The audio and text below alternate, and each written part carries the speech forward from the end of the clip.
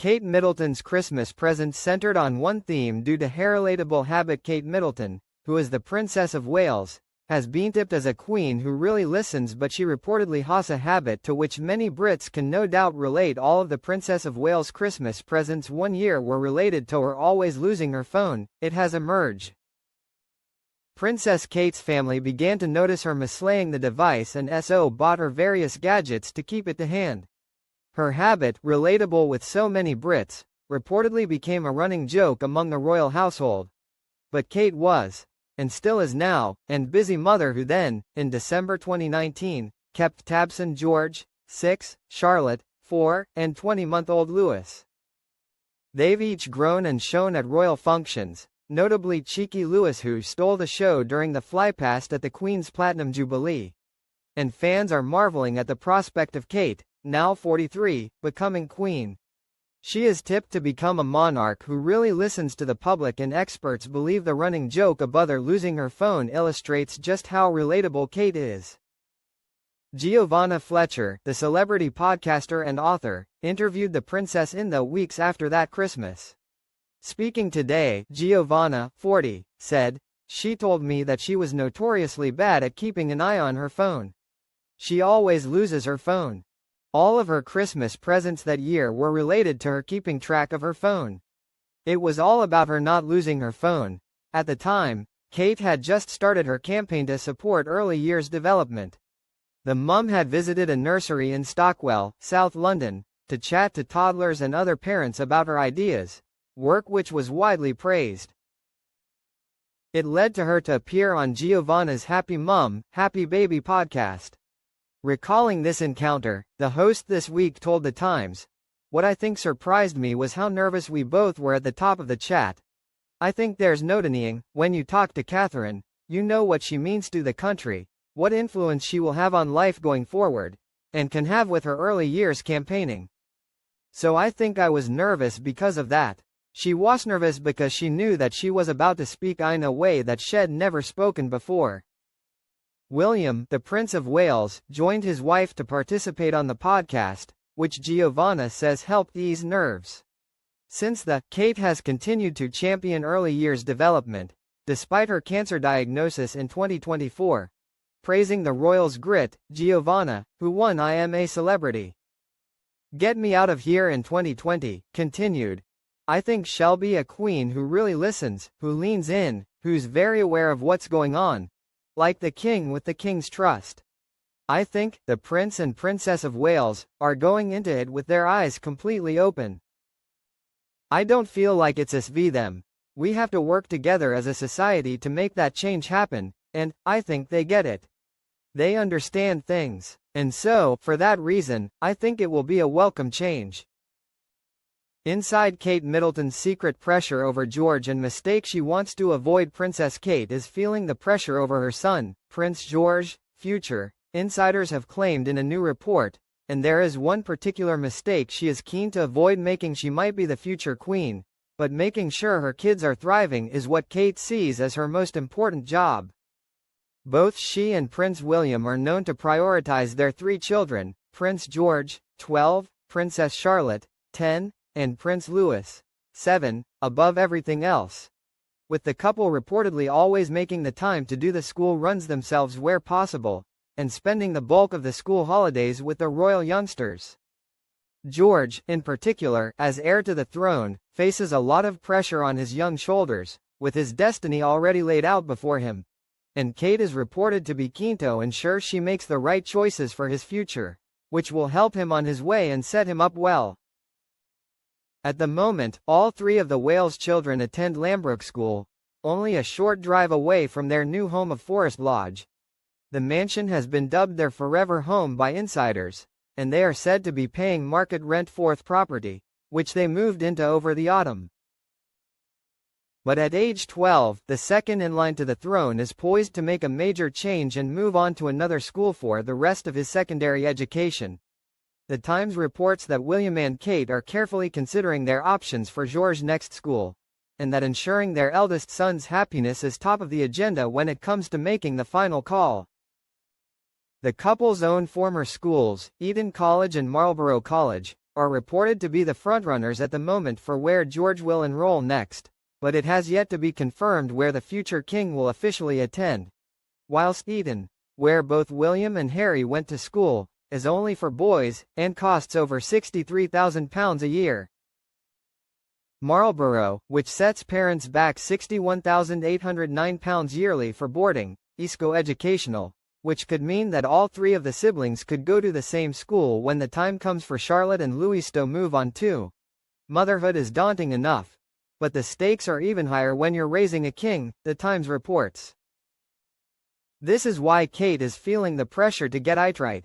Behind closed doors, the report claims, the future Queen is determined to keep things as normal as possible for George, giving him a high-quality childhood, and ensuring that he pulls his weight in the family too. It's why the school runs and sporting fixtures are important. Aussie's time with grandparents Carol and Michael Middleton. George is outsourced to helping on errands, with one Windsor local recalling how they once bumped into a young Prince George at a soft furnishings shop where he was happily eating orange segments while Granny Carol picked up fabric samples.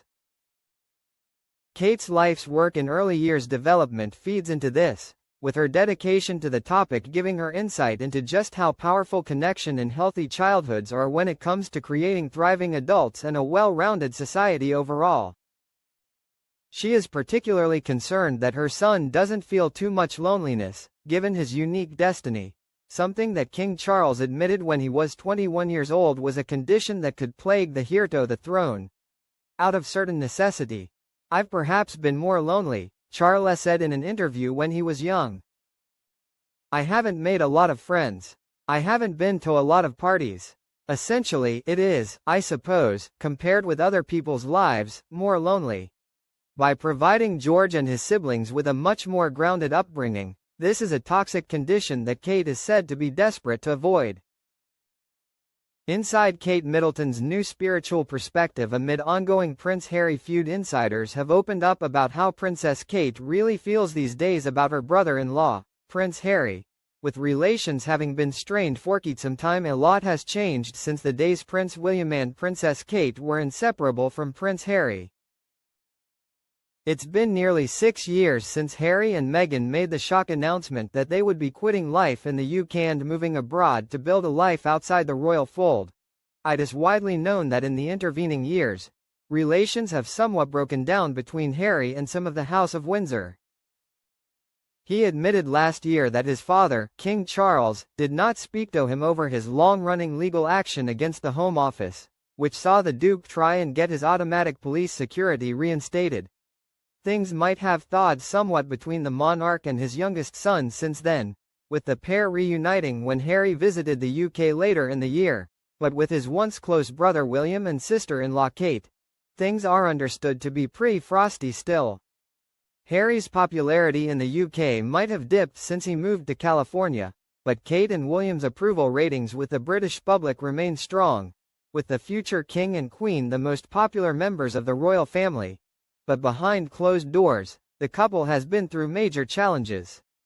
At the center of these difficult times in their family was Kate's health difficulties, which saw the future queen step back from public life as she underwent chemotherapy. For both the Princess of Wales and her husband, this has majorly impacted their perception of the strained relations with Harry, insiders have revealed in a new report. Sources speaking to The Times claimed that Kate's priorities have radically changed since her cancer journey, and that her perspective has become far more spiritual and that she believes life's too short to get stressed out about the Sussexes. Prince Harry is not in contact with William, the report claimed. After repeatedly taking aim at his brother and sister-in-law, it's hardly surprising that William and Kate would rather focus on raising their own family. There was a sense of weary inevitability in William's camp when Harry decided to announce a trip to Canada for Remembrance Tide, at the start of his brother's official visit to Brazil. If Kate has learnt anything from her cancer ordeal and the teachings of Robert Waldinger, however, she'll know that life's far too short to get hung up on Harry. Robert Waldinger was a co-author on a report recently published by Kate on early years development, and as something of a spiritual guru, his teachings are reported to have had a big impact on the future queen. Waldinger's focus is said to be on the importance of loving each other, and it's a message that the princess appears to have taken to heart according to insiders.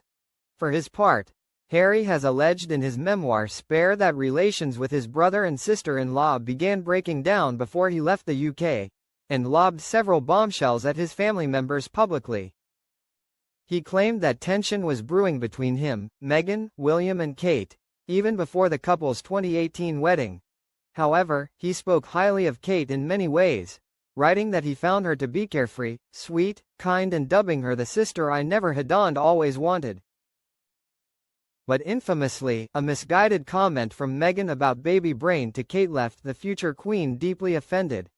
Harry wrote that Kate didn't believe she was close enough with Meghan for his wife to make that kind of comment about her hormones, and relations began to sour.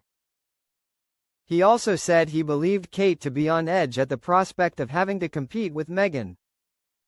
I spoke to Kate Middleton for 90 minutes and realized change is coming. Giovanna Fletcher, who interviewed Kate Middleton in early 2020, has spoken about what they think the future holds for the monarchy with Prince William at the helm. A renowned podcaster and actress has given their opinion on what Kate Middleton will be like as queen. Giovanna Fletcher, who is also an author, has said she thinks Kate and Prince William will be a welcome change once they become king and queen. Giovanna, 40, interviewed Kate, 43, in 2020 on the former's Happy Mum, Happy Baby podcast about the realities of being mother. Speaking 5 years on about what Kate is like as a person once you get to know her, Giovanna was full of praise for the future queen and said she felt neither she nor William were naive about what was to come. Giovanna told The Times, "She's full of heart. I think she'll be a queen who really listens, who lends in, who's very aware of what's going on. Like the king with the king's trust. I think the Prince and Princess of Wales are going into it with their eyes completely open. It don't feel like it's us v them. We have to work together as a society to make that change happen, and I think they get it. They understand things, and so, for that reason, I think it will be a welcome change. This isn't the first time Kate and William's future at the head of the monarchy has been discussed, with William previously admitting he plans to bring change to the firm." Speaking with Canadian actor Eugene Levy on the actor's The Reluctant Traveler Apple program, William talked openly about his future as king. He said, "I think it's safe to say that change is on my agenda. Change for good, and I embrace that. I enjoy that change. I don't fear it, that's the bit that excites me, the idea of being able to bring some change. Not overly radical, but changes that I think need to happen." William added that as has moved forward in his life he has been getting better at questioning things and whether they are fit for purpose in the modern world. He added, "There are points when you look at tradition and go, is that still fit for purpose today? Is that still the right thing to do? Are we still doing and having the most impact we could be having? So I like to question things, is what I am really getting at. I hope we don't go back to some of the practices in the past that Harry and I grew up in. And I'll do everything I can to make sure we don't regress in that situation." First glimpse of King Charles's poignant documentary released. The King's lifelong battle to bring harmony to Mother Nature and humanity will be documented in a new film, expected to be released in February, with the palace sharing a first look at the upcoming project. The King's Foundation and Prime Video will today release the trailer for King Charles' upcoming documentary Finding Harmony, A King's Vision. The film, which will premiere on February 6, will show viewers the King's harmony, philosophy and practice through the work of the King's Foundation, His Majesty's Nature and Sustainability charity, documenting Charles's lifelong work of creating a harmonious world between Mother Nature and humanity. The King says it is his fondest hope that the documentary will encourage a new audience to embrace his environmental philosophy, warning that it has never been more important for the world to focus its efforts in protecting the planet. The trailer includes a first look at new filming undertaken by His Majesty at the King's Foundation headquarters, Dumfries House, in Ayrshire, Scotland, and at Highgrove Gardens in Gloucestershire. These sites, which are both accessible to the public, are where the King's Foundation's education programs in outdoor skills and traditional crafts, all rooted in the King's harmony philosophy, are put into practice. Filming for the documentary began in early 2025 at Dumfries House, and throughout the year has taken place in over 4 continents, highlighting Harmony projects across the globe. The landmark film has been produced by Passion Planet and will be narrated by King's Foundation ambassador and Academy Award-winning actor, Kate Winslet. Oscar-winning actress Winslet expressed her excitement about the project, stating, "It is both a pleasure and a privilege to be a part of this film, which is a fascinating insight into the King's work as an environmentalist." She added, "I share His Majesty's passion for protecting our planet and building sustainable communities, so it's been really rewarding to work with the King's Foundation on this exciting project. I know audiences will learn, laugh and feel inspired by what's featured in the film, and I hope the impact of Harmony will be felt in years to come." The documentary was announced in October, with Charles sharing a statement to mark the announcement, as the King said that he had spent most of life encouraging people to work with, rather than against, nature. Nature eyesore sustainer. We are a part of nature. Therefore, what we do to her, we do to ourselves, he said. For much of my life I have sought to promote and encourage ways we can work with, rather than against nature. In other words, to restore balance to our planet which is under such stress.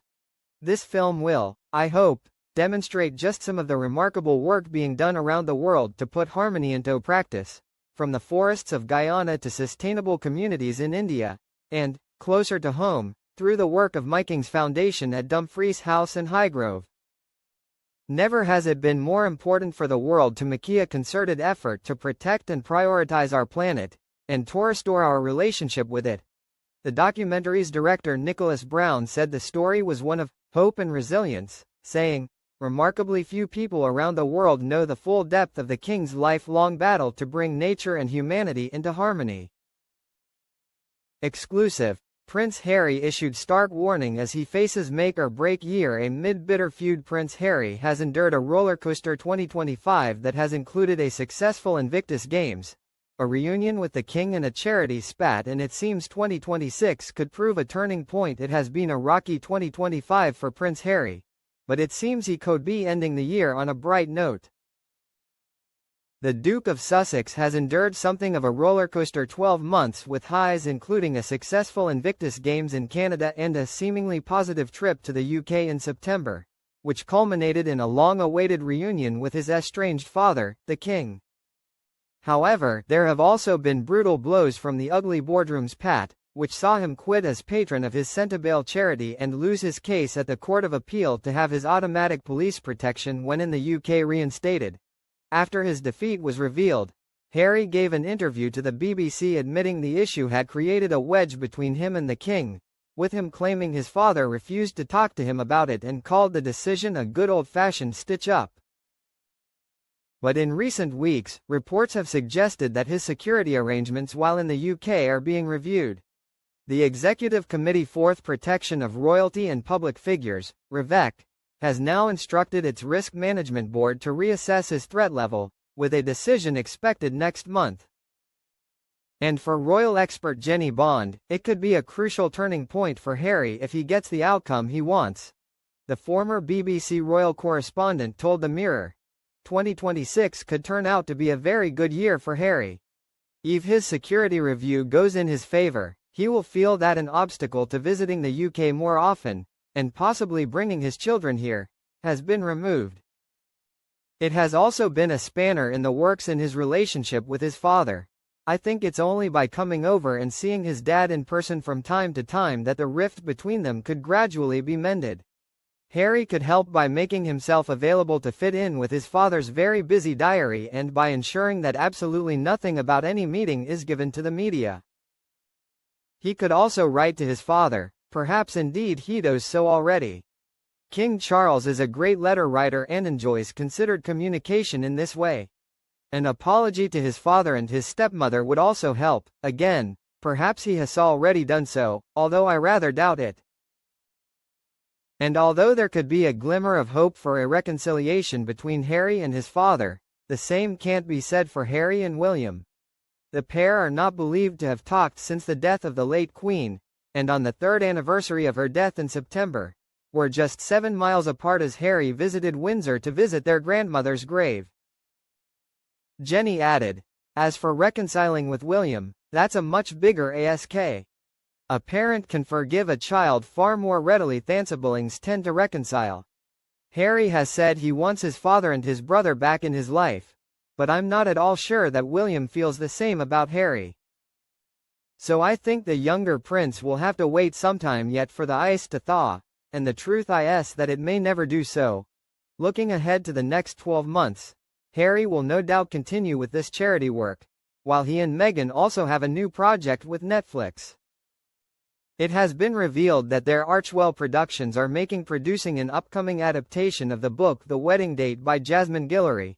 But Jenny explained, "We've seen this year that Harry is still very popular when he carries out his charity work. He's incredibly good at it. I suspect he's more comfortable working in the charity field than in film production, about which he knows very little. So my advice to him would be to play to his strengths, continue using his platform to highlight issues that matter to him and keep lending his name and fame to the charities he wants to help." Exclusive. Harry and Meghan's confused brand led to troubled relationship with key aides. The Duke and Duchess of Sussex have said farewell to two important members of staff within days, leading many to believe that their professional relationship with aides could be strained due to the confusing nature of the job. Just days after Christmas, Prince Harry and Meghan announced that two of their key aides would be leaving the Sussex camp, resulting in their 11th publicist within 5 years flying the co-op. Chief Communications Officer Meredith Maines and James Holt, who served as head of their organization, Archewell, both shared that they would be pursuing other opportunities within just days of each other, leaving many wondering why Harry and Meghan appear to struggle to retain key staff. Holt had been the couple's PR boss from 2019 to 2021, before moving to work more closely with the Sussexes on their charitable and philanthropic endeavors when they quit their royal duties in 2020. Meanwhile, Maines quit her role after just 10 months working with Harry and Meghan. Since the announcements, rumors have once again started to swirl about Harry and Meghan, and what they are like as employers, with former BBC Royal correspondent Jenny Bond believing that something may be afoot within the Sussex camp. Jenny Bond told The Mirror, to paraphrase Oscar Wilde, "To lose one of your key members of staff may be regarded as a misfortune. To lose both looks like carelessness." You cannot help but wonder why two important members of Harry and Meghan's team have decided to quit in such quick succession. And why is their turnover of staff so incredibly high? Something definitely seems wrong. While the unfortunate timing of both resignations may seem like more than a coincidence, Jenny said that she believes the reasoning being James Holt's resignation, but there is more of a mystery surrounding Meredith Maines. It's perhaps understandable that James Holt, who has headed up the Archewell organization, is leaving, Jenny explained. He's been with them for more than 6 years, and that's a fair old stint in this type of work. I'm inclined to believe his statement that he wants to spend more time with his family in London. There's more of a mystery surrounding Meredith Maines' resignation. She was brought in as something of a hotshot and has only been with the Sussexes for a year. I thought the couple's response to her resignation was decidedly cool and confirmed suspicions that their professional relationship had become rather troubled. There have long been rumors that former staff members of Harry and Meghan have required counseling after working for the Sussexes, with one former aide reportedly even omitting her work experience from her professional LinkedIn profile. Meghan and Harry have vehemently denied any allegations of bullying. Despite their denial, Jenny has questioned why the Sussexes are unable to retain key staff, asking, "Why can't Harry and Meghan command lasting loyalty from their staff?" There are, of course, all sorts of rumors that Meghan is incredibly demanding and difficult to work for. I don't know if this is true, but the high turnover is, to say the very least, rather odd. According to Jenny, the shock resignations may come down to one simple reason: Harry and Meghan's seemingly scattered brand and convoluted PT strategy. She said, "I do think that any publicist for Harry and Meghan is a complex job. Their brand, such as it is, seems confused. Are they philanthropists or celebrities or influencers or TV producers or royals craving privacy? Do they want to be on the front pages or do they want to be left alone? What exactly is a publicist employed to publicize? To this, Jenny even questioned why such key aides are needed in the first place. Perhaps it's not so surprising that staff come and go at such a rate. I'm not really sure why they need so many staff in the first place. Why can't they run their lives and their projects with just one or two helpers? With the future now uncertain for Harry and Meghan given the recent loss of staff, Jenny believes the next year the Sussexes could be unpredictable. As she said, "I really don't know what lies ahead for Harry and Meghan in 2026. But I hope that they will be happy and enjoy the life that they've chosen with their two lovely children in the Californian sunshine." Royals need to embrace Harry again for one key reason they can't do without. For some, Prince Harry is an asset that the royal family is still sorely missing after all this time. Even though the Duke of Sussex has fallen in popularity rankings inside the UK, the royal family might be missing a trick by not bringing Harry back into the fold, some argue. When Prince Harry appeared on late-night TV in the US, he was met with mixed reviews. Some royal experts weren't too impressed, with one even dubbing it insensitive for the Duke to have taken part in the comedy show, whilst major events were taking place for the House of Windsor. However, some commentators felt that Harry's easy charm during his time on The Late Show with Stephen Colbert, and the enthusiastic way he was greeted by the audience, made it all too clear that the royal family has lost one of its major assets. Before stepping back as a working royal nearly 6 years ago, Harry regularly scored highly in the approval ratings with the British public. But these days the polls tell something of a different story. Harry is currently lingering around 34% in the latest YouGov approval ratings, with his wife, Meghan, at 25%. For context, Andrew Mountbatten Windsor scores only a measly 13% approval, and Princess Kate, who tops the royal charts, has a score of 68%. But for one commentator, it's Harry's ability to connect with young people that has been the biggest loss to the British monarchy. On average, the age of working royals is now in the late 60s, and polls indicate that the firm is struggling to connect with the younger swaths of the British public. According to the National Centre for Social Research, more than half of Brits want to keep the monarchy in place, 58%, but generationally there is an ever-increasing divide on this topic, with younger people favoring the idea of having an elected head of state over a king or queen. Of those aged between 16 and 34 years old, just under 60% of Brits would prefer to scrap the monarchy altogether. Compared to the 76% of those aged over 55 who strongly support continuing the monarchy, it paints a stark picture for the firm. For many, it raises the question of how the Windsors will broaden their appeal amongst the younger generations and shore up the institution's future. For columnist Simon Kellner, writing for the I-Paper, bringing Harry back into the fold would do a great deal to help the royal family out in this regard. If those who seek to shape the royal family's image and commercial appeal, and who talk about brand Windsor and the firm, want to succeed in a multimedia landscape, they would do well to put their arms around Harry again. Like all the world's great brands, the Windsors need to extend their relevance across all demographics, particularly a younger one. Harry can do that by speaking to an audience that is deaf to the stentorian tones of speeches at Windsor Castle. He can speak the language of TikTok as confidently as King Charles can speak German. I guarantee there will be those in power who recognize this, and will be keenly anticipating the day when Prince Harry is welcomed back into the fold. Not everyone agrees, however. Tom Sykes, editor of the Royalist newsletter on Substack, wrote about the appearance, which saw Harry take aim at US President Trump. "I think the royal family has no real choice. Harry believes he's free to speak his mind now that he's no longer a working royal. I think if he were truly living as Harry Wales, a private citizen, that argument would hold water. But he isn't Harry Wales. He's Prince Harry, Duke of Sussex. And in the American imagination, he still carries the full aura of a prince, a representative of the monarchy. A global audience does not grasp that Harry isn't still a part of the Windsor family business. Charles and William may be hundreds of miles away in Balmoral or Windsor, but in the American mind, they are standing just off stage as Harry delivers his punchlines.